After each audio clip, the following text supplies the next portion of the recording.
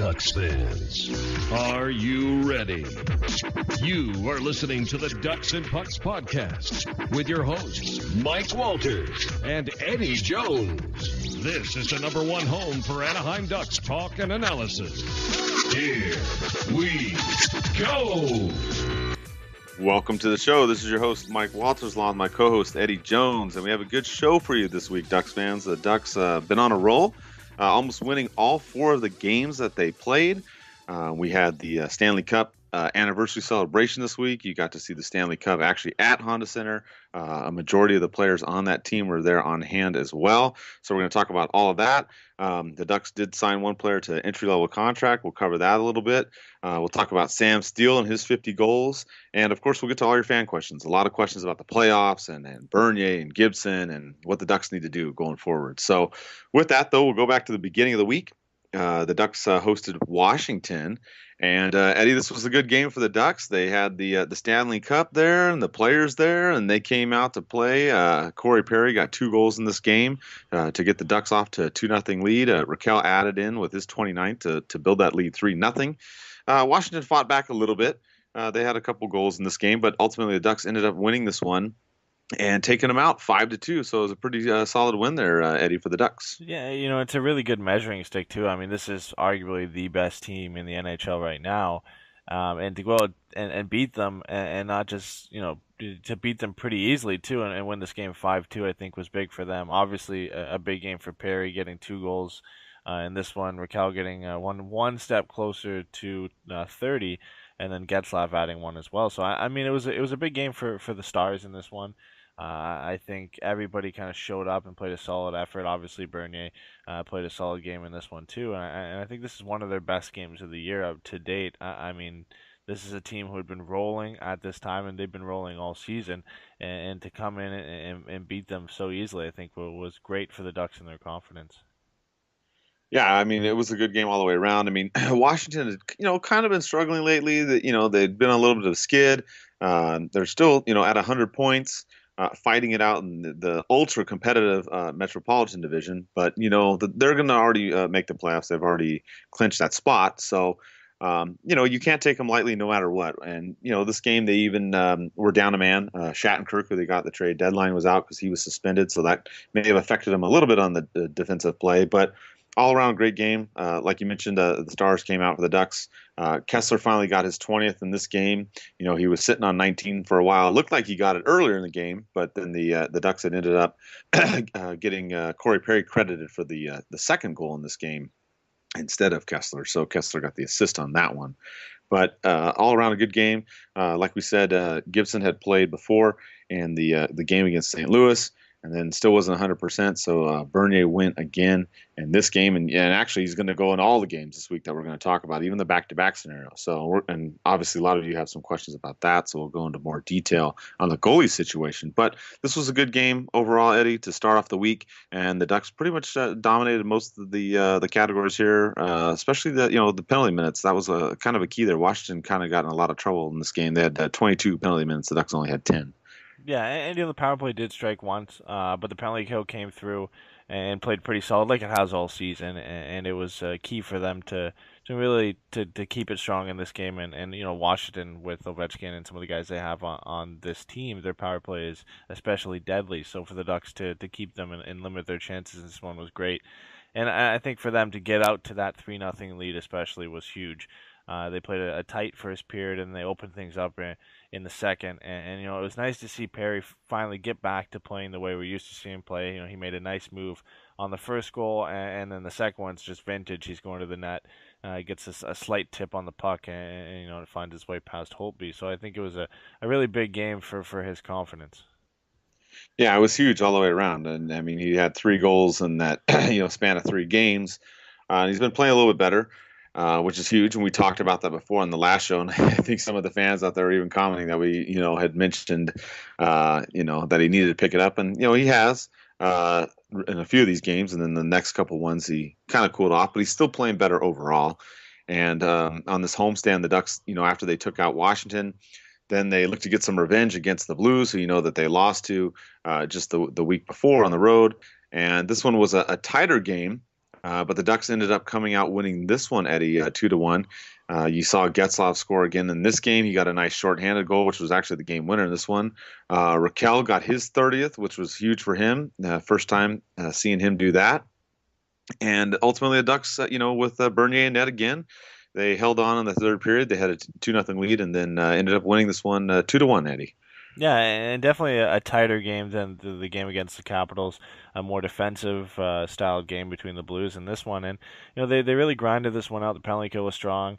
They did have 5 power play opportunities, and again, the power play struggled to get on the board. Obviously, it didn't end up hurting them in this one, but I think it was great for them to kind of grind out this win after such a big statement win over the Capitals. The Blues are still a good team. They're fighting for a playoff spot, but they can still pump goals past you on any night. So I think it was great for them to come out and grind this one out. And then for Raquel to hit 30, I think was huge. I know we put out the poll almost a month ago asking people how many he'd score, if it was going to be 30, 35, 40. I mean, he's got 31 as of now. So he could get close to 40 if he continues to roll like the way he's been doing lately. So, and then obviously Getzlaf, he continues his strong play. He's almost at a point per game now with the 2 points he had in that game. So, for these guys to finally be stepping up at the right time, it's huge.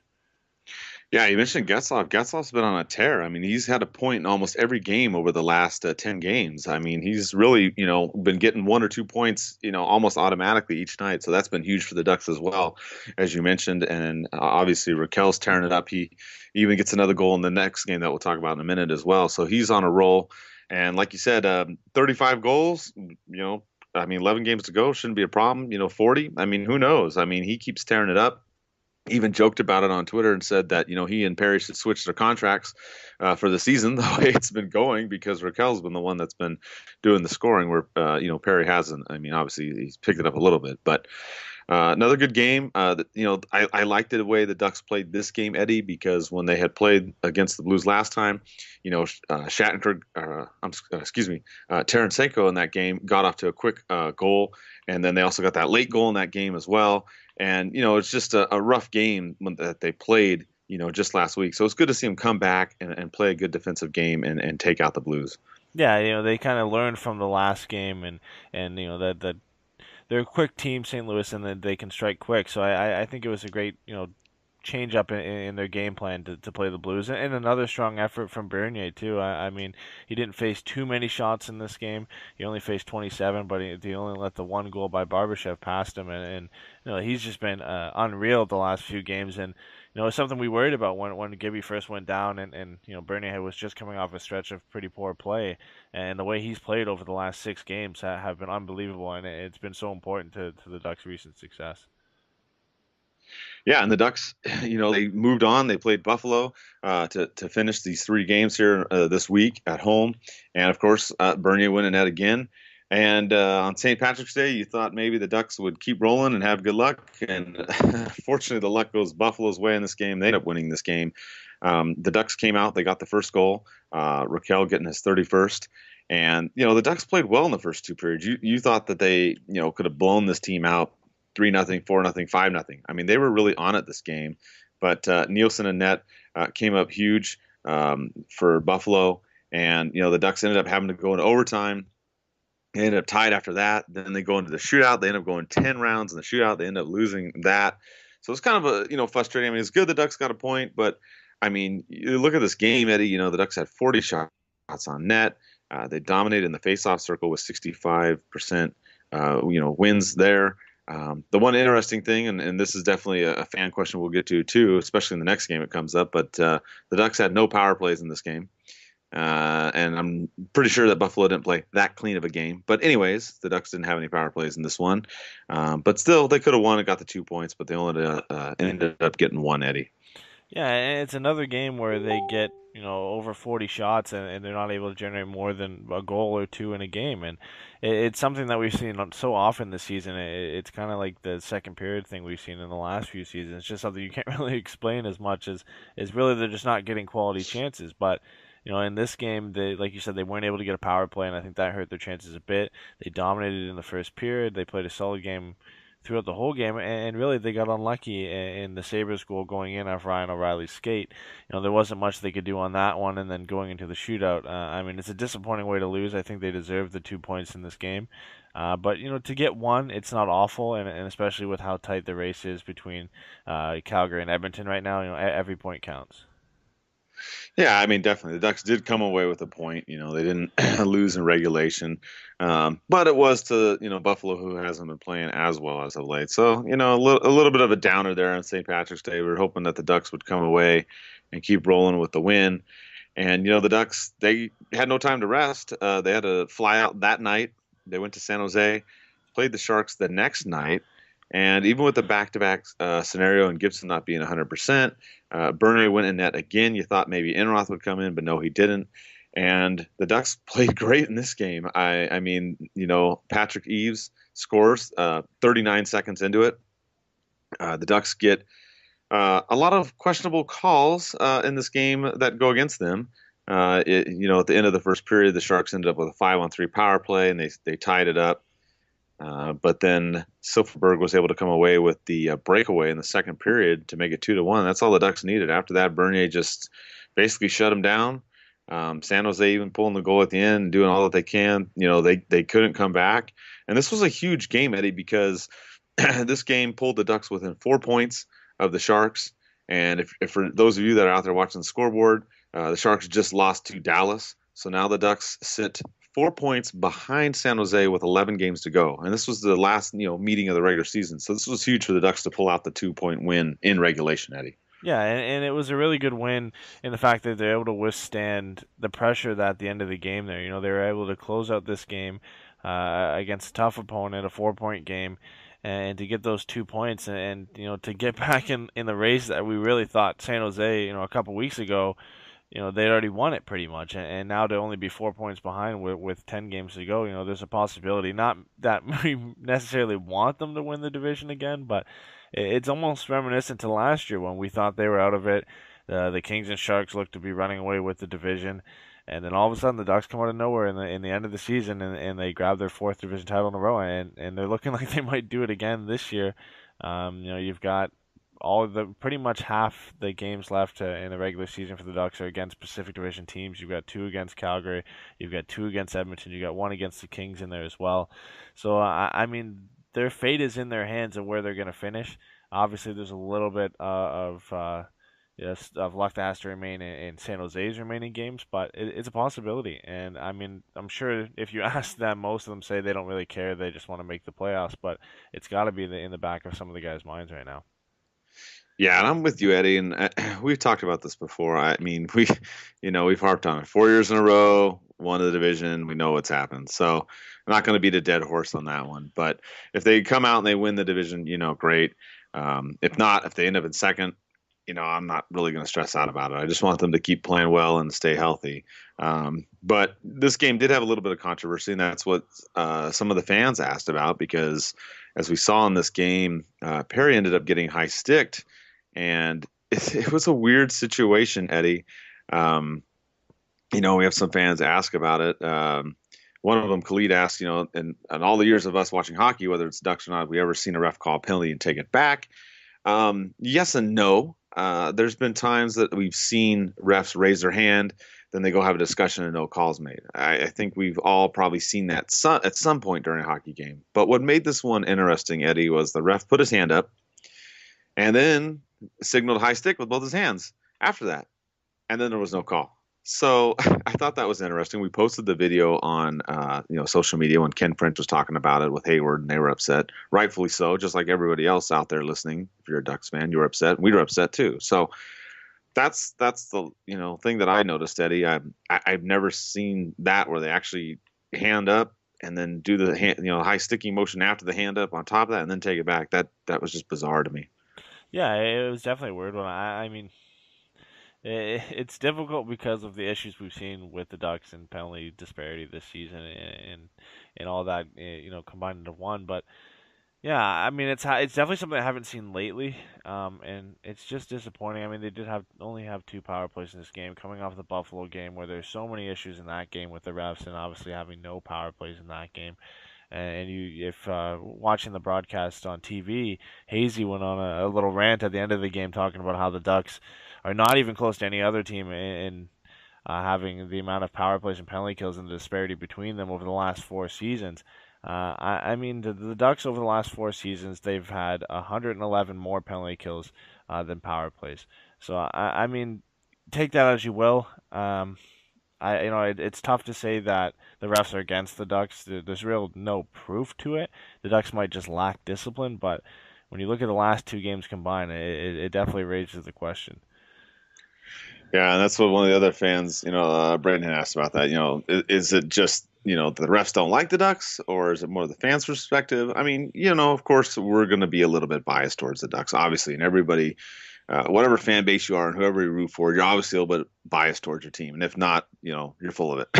I mean, that's just the bottom line. Of course, you're going to be a little bit biased, but trying to be objective at looking at this, I mean, like you said, Buffalo game.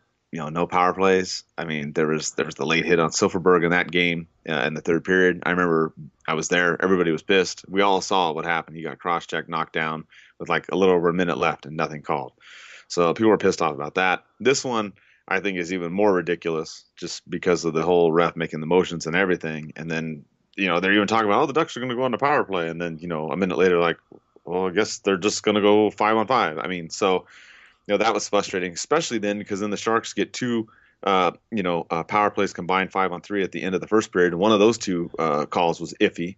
So it's like, I mean, if you're going to make an iffy call, then why don't you make the serious one? So, I mean, it is what it is. I mean, and I think, like you said, looking at the disparity, yeah, there's a disparity there for the Ducks. I mean, 100-something games over 4 years, but it's not crazy. I mean, it doesn't. You don't want to say that's fair because it's been more penalty kills, but it's not an outrageous stat.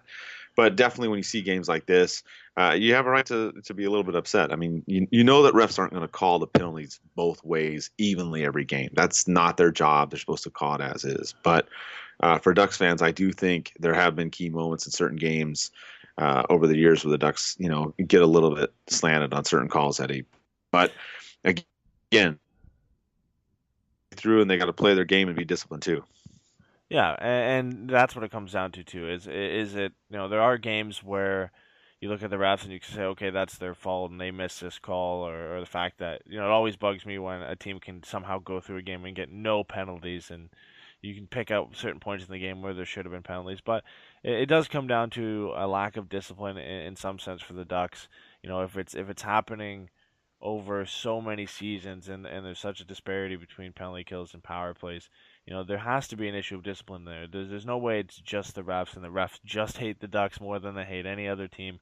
There could be an element of that in there, and but it really does come down to discipline, and we've seen a lot of dumb penalties by the Ducks this season. More often than not, it hurts them. So, and when it comes down to it, you got to look at that and you got to put the onus on the team over the refs. Yeah, I agree. And I mean, going into the playoffs, that's something you have to worry about too. And that's kind of one of the other questions one of our fans asked about, that Brian asked about the Ducks, that it looks like they're blacked down, which, we're pretty sure that are going to make it.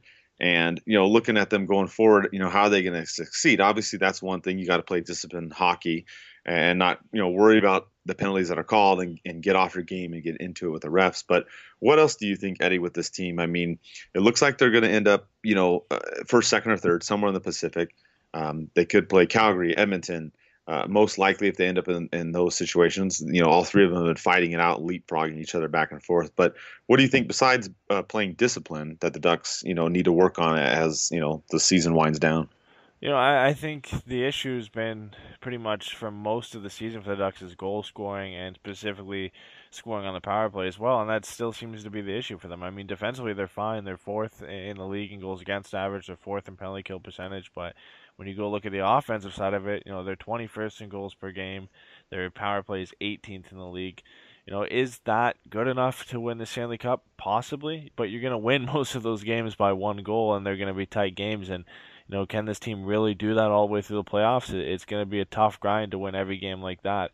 So I think that's what they can improve on. Obviously, you've got to go with the guys you have now. There's not much more firepower they can add to this team other than calling up some guys from the Gulls and seeing if that makes a difference. But then again, the Gulls are also about to make a playoff push of their own, so probably won't see some of the guys come up from there.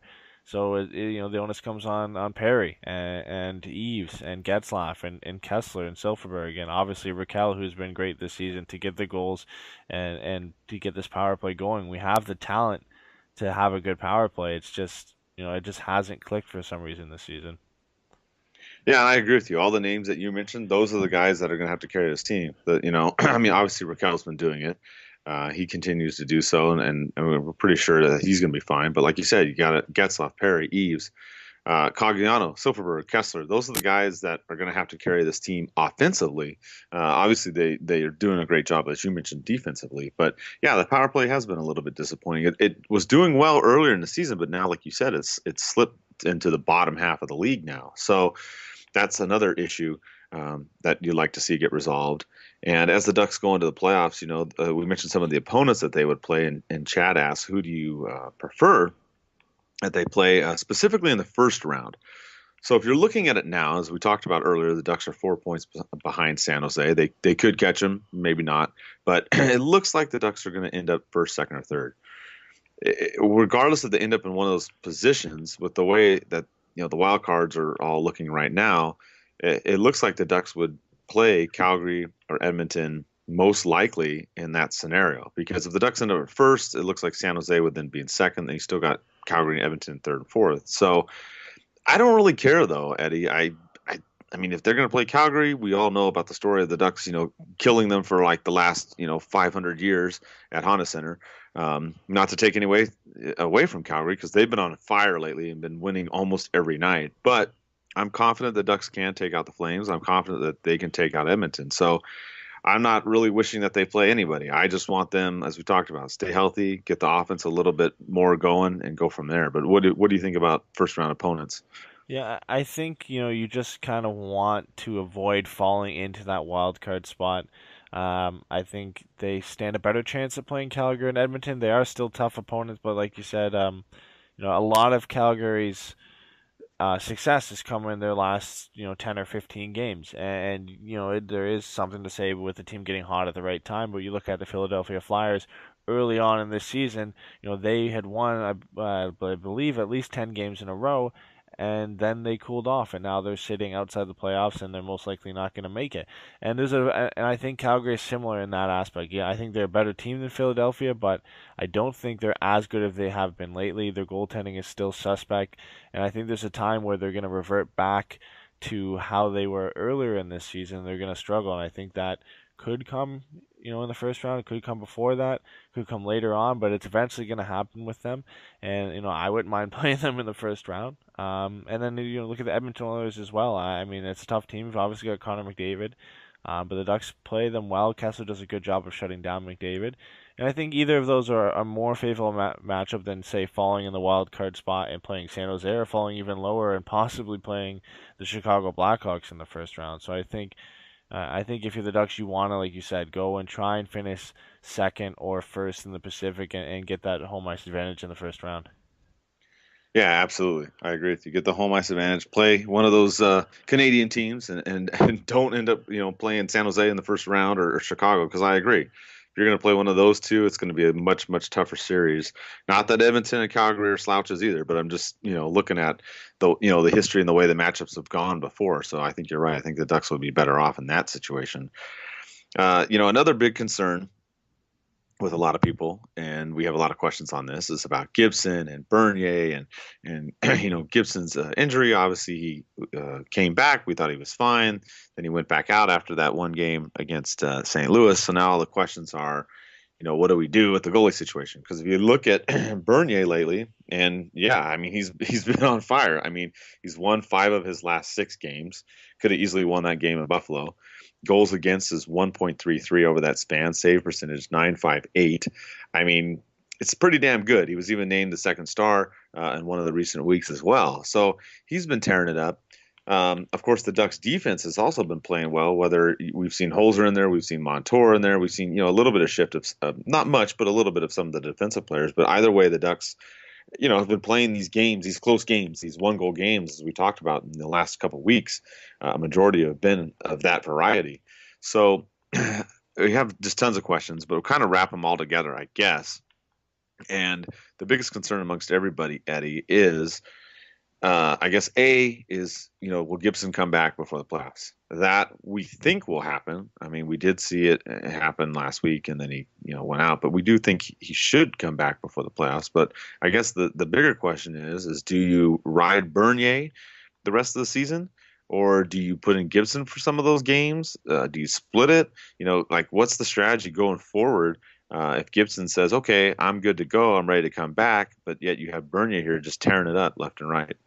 Yeah, I mean, I think for me it's an easy answer here. I think Gibson is your number one no matter what. I mean, Bernier's been great, and there's no question about it. He's been one of the best goalies over these last 6 games, and he's been a key reason why the Ducks have been so good lately. But I don't think that warrants him a start in the playoffs. I mean, he's the backup goalie. Gibson is the starter. I don't think Gibson going down and getting hurt really changes that. I mean, obviously, if he's not ready to go, if for some reason he comes back and he has no games, he doesn't get a game in before the end of the regular season, then possibly we see Bernier start. But barring any of that, I think Gibby has to be the number one going into the playoffs. I mean, we kept him over Freddie. He's been slated in as number one all season. He's been, consistently good overall the whole season as well, leading up to his injury. So I think, for me, there's no question he has to be the starter going into the playoffs.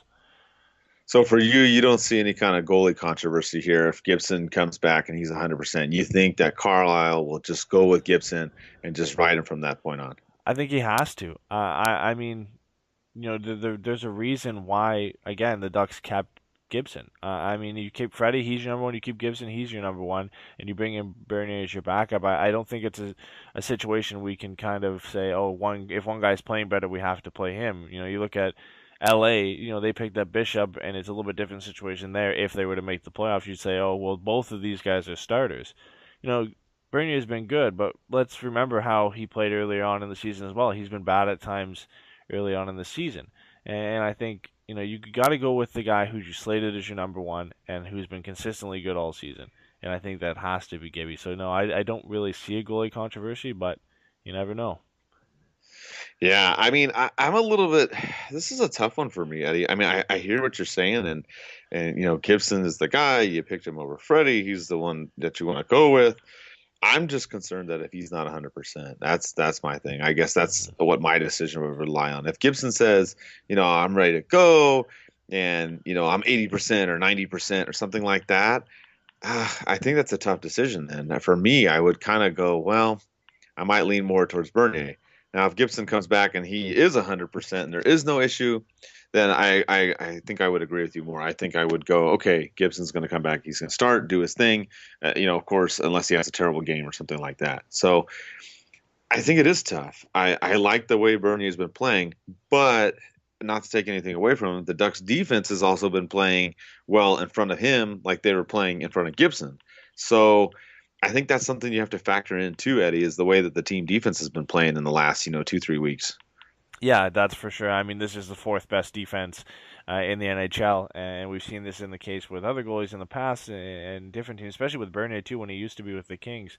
I mean, goalies can look a lot better behind a very good defense, and that's not to throw away what Bernier's done over the last 6 games. He has been great, but I mean, I just don't see any situation where he comes in and all of a sudden he starts unless Gibby isn't healthy. And from what we can gather, and hopefully it still says day to day for Gibson. With 10 games remaining, you would hope that he can get back in and get at least a couple games under his belt. And if he can do that, I think he has to start come the playoffs.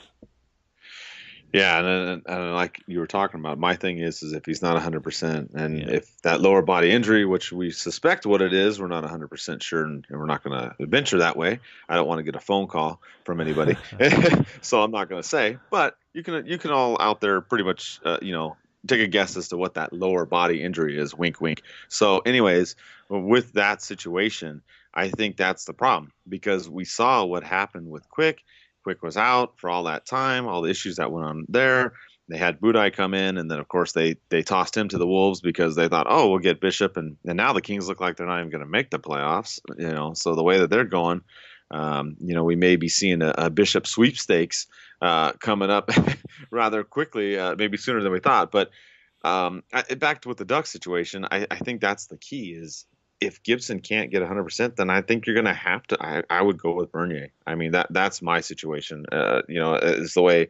I mean, if that is the situation, that's what I would go with. But I agree with you. If Gibson comes back as 100%, I think Carlyle does go with Gibson because, like you said, that's the guy that the organization went with. And we've gone over that all because of the draft, the money, all that other stuff. You guys all have heard that a bazillion times. But I think that's where it's at. And the biggest thing is just monitoring Gibson's health over the next couple of weeks. And if Bernier keeps rolling and Gibson isn't 100%, then I wouldn't be surprised if he is the guy to start come playoff time. But at least from what they're saying, it doesn't seem like Gibson's going to be out for a while. But on the flip side of that too, they tried to bring him back and kind of backfired. So with the way Bernier's playing, and Carlisle said he doesn't have any fear of playing him, they may play him a majority of the rest of these games, Eddie. Yeah, and you got to look at it too. It's not necessarily the worst situation either right now. I mean, the fact that Bernier is playing well and has put you in this situation. I mean, you arguably got two guys who should be playing really well and consistently well going into the playoffs, and that's never a bad thing to have. We've dealt with it over the last few seasons with Freddie and Gibby, and saying it's never a bad thing to have two guys who can come out and play a solid game. But yeah, I mean, we mentioned this multiple times already. It really does come down to how healthy Gibby is and how close he's ready to go with how many games remaining in the regular season. Realistically, we'd like him to get a couple games in before playoffs start. But we've seen Freddie play one game, I believe it was last year, against Washington, and then he comes in and he starts in the playoffs as well. So I mean, you never know. I mean, we all hope. I personally hope that Gibby's ready to go. But again, we'll have to wait and see. And I'm glad that they're letting him sit out this time and make sure he's 100% healthy. Yeah, and that's the other issue too. Is if you can play Bernier a couple extra games here the next couple of weeks before the playoffs, and that's what we're going to talk about. We got big games coming up. We're playing Edmonton this week. You got Winnipeg and New York. We'll talk about those games as well. But then, obviously Calgary, the Kings. You got some other, bigger games in the division still to go. So that's something to take in consideration too, as the Ducks go forward with the the season winding down as far as in between the pipes. The other issue too, and we get this for a few people too, different questions is about Perry. And Darren talks about Perry, how he scored some goals recently, and he says, how far do you think the Ducks can make it now that Perry has started to pick it up a little bit? He's gotten 3 goals in the last week or so, when he hadn't had a whole bunch for a while. And I mean, you and I talked about this. I think he's a huge factor. I mean, I think the goalie situation is a huge factor now, determining with Gibson and Bernier. We already kind of beat that dead horse, but the issue now is the Ducks scoring on offense, and you've talked about it as far as all these different players. But I think Perry is a huge key. If Perry gets hot like he did a couple seasons ago, and you remember the Ducks went to the Western Conference Final and came up 1 game short, he was leading the way. That playoff, really doing great. Where the other years he wasn't. So if Perry gets more in a role, starts scoring goals, Eddie, I really think. And given the rest of the team stays healthy, I think the Ducks can at least get to the second round, if not the Western Conference Final.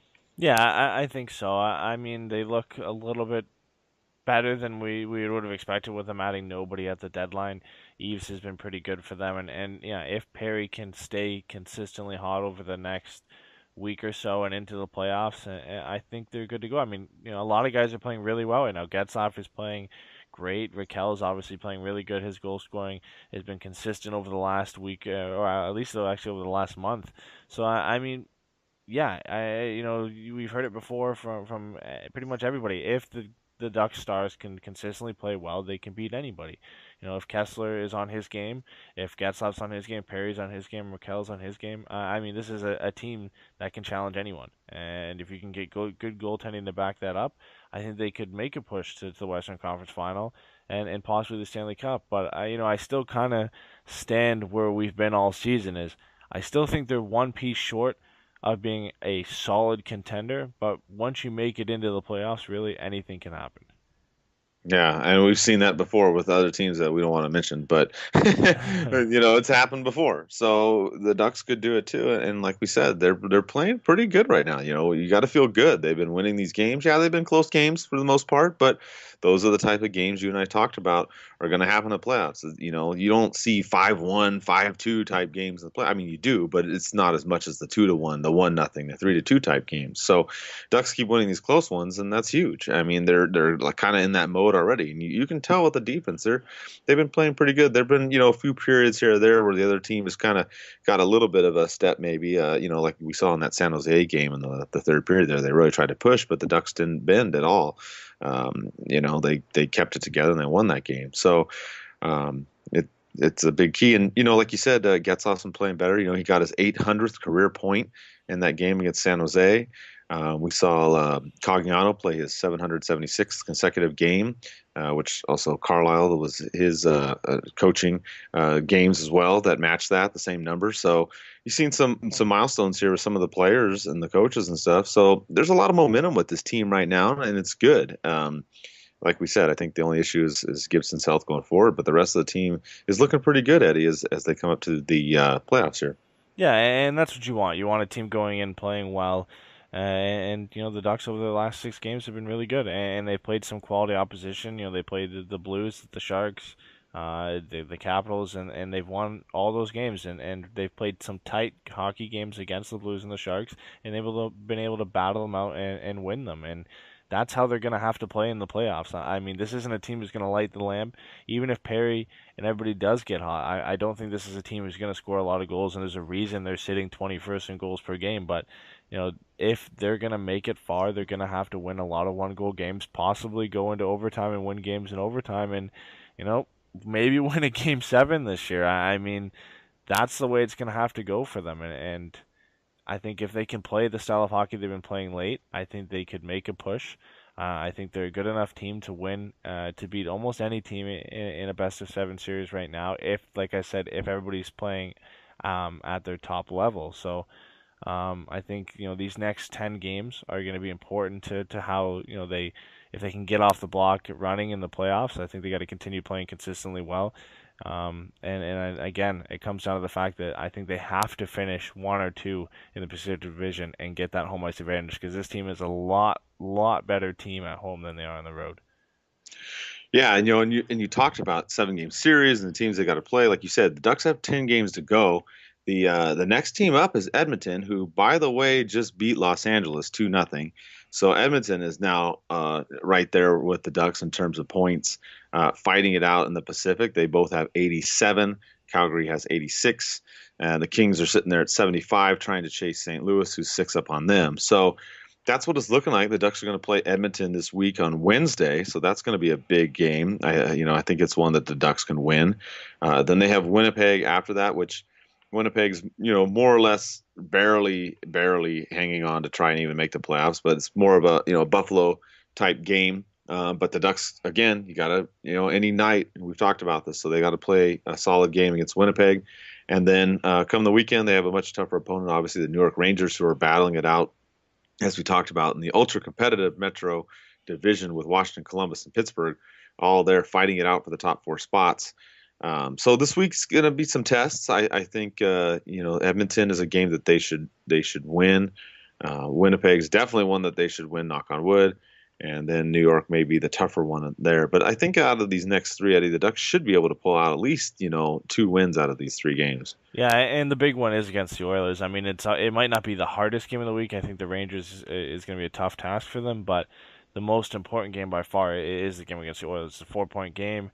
The Oilers, I believe they won tonight, so that puts them level on points with the Ducks heading into this game on Wednesday. And they're tied on regulation overtime wins, and they're relatively even on almost every tiebreaker. So I mean, it's going to come down to points between these 2 teams, and I think this is a huge game for them. Obviously, they play the Oilers again before the end of the season, and these games are big. It's an understatement saying that. I mean, the Sharks 4-point game, that was a huge win. And playing the Oilers twice before the end of the season and the Flames twice before the end of the season, you know, they hold their own fate, and if they're going to be able to finish second in this division. And I think it all starts on Wednesday with that big game. And I think obviously being at home is a huge advantage for them, and having this little mini homestand, 3-game homestand for them over this week is going to be big, and it's going to be an advantage again playing Winnipeg there as well, and then finishing it out with the Rangers. Yeah, I agree. I mean, this is going to be big, and then, like you said, that they're going to play Calgary a couple times, the Kings, Edmonton again. You have more Pacific Division games coming up in the final week, so it's going to be fun. It's going to be exciting. The Ducks, looking good. They're right there fighting it out now. They're right behind San Jose, as we talked about. They lost earlier, so the Ducks are, both at 10 games to go, 4 points behind. So we'll see what happens there. Some other news too about the team, Eddie. We got to talk about Sam Steele. This guy has just been tearing it up. 50 goals in the WHL. I mean, just going nuts. 131 points in 66 games, Eddie. Craziness. Yeah, I mean, he doesn't only lead the WHL in points; he leads the entire Canadian Hockey League in points, which is, I mean, it's just amazing. So you look at some of the players in the league. Obviously, there are players like Dylan Strome who didn't get to play a full season, but he does sit third in points per game in the entire Canadian Hockey League, only behind Dylan Strome and Alex DeBrincat for Erie. It's just an amazing accomplishment. I mean, it's great to see a Ducks player get it. You look at some of the past guys who've won this award. Marner won it last year at least for the CHL award. All fingers point to Steele winning it as well because he does lead the CHL in points. It's just great, and I think the big thing for him too is the fact that we knew he was a playmaker, we knew he was a creative guy on the ice, but the fact that he's got 50 goals this season, I mean, he's only one of 7 guys in the entire Canadian Hockey League who've gotten to 50 goals this season. It's a huge step for him to get that goal scoring ability under his belt, and it really makes him a more dynamic player and a real steal. To not really, I mean, pun intended, I guess, but a real steal getting him 30th overall in the first round. And I mean, he's really the only remaining piece from the Freddie Anderson trade, obviously with that second round pick most likely going for Eves at the trade deadline. So I think it's great. I mean, what he's been able to do this season for Regina and the WHL has been great. They're going to make a push for the Memorial Cup. They host it next year. So I mean, I don't see him making the Ducks next year unless he wows, so he'll be back with them again next year to put on and hopefully an even better season. So it's just great to see him do so well. I mean, a little bit of a surprise, especially where he was drafted. Yeah, maybe the Ducks could just call him up for the playoffs, huh, Eddie? Maybe that'll be the extra piece you were talking about. Definitely use it, yeah. Hey, we'll just bring him up, okay? No, but yeah, like you said, I mean, Sam Steele, and then obviously, Max Jones too has been doing well. He had some injury issues here and there, but looking good for the Ducks in the future. With these guys coming up, tearing it up, that's going to help the Ducks definitely in seasons to come. And the Ducks actually made another move too today, Eddie, kind of a minor one, but they signed Mitch Holtz to a 2-year entry-level contract. He has 54 points in 2 seasons, 76 games with the Lake Superior State team. So it's another guy that, obviously is an entry-level contract, not one that's been, as much on everybody's radar, but another player coming up to look, for in the next couple seasons. Yeah, and it's the time of year where we see a lot of overage college guys come out and sign for pro hockey. So I mean, it's good signing for them. I don't, to be honest, I don't really know much about them. I believe they also signed Ortega to a pro tryout today as well. So they had two guys, only one officially obviously signed the entry level contract in Holtz, but. It's good to see. He's a big guy. It's good for the Ducks to add to center depth. He seems to be good in faceoffs. Has a faceoff win percentage of 54.5 at college hockey, and obviously that doesn't necessarily translate over. But the Ducks are definitely going to need to build up on center depth with Getzlaf and Kessler getting up there in years. So it's a good signing, I think. I don't know exactly what he's going to be able to do for the Ducks in the future. I don't know exactly what he will project as, either being a top 6, top 9, bottom 6 type of guy. But it'll be interesting to see how he develops in the next coming years. Yeah, and I mean, it just goes with the theme. It's exciting with this Ducks team to see, the players that keep coming up and developing, through the systems.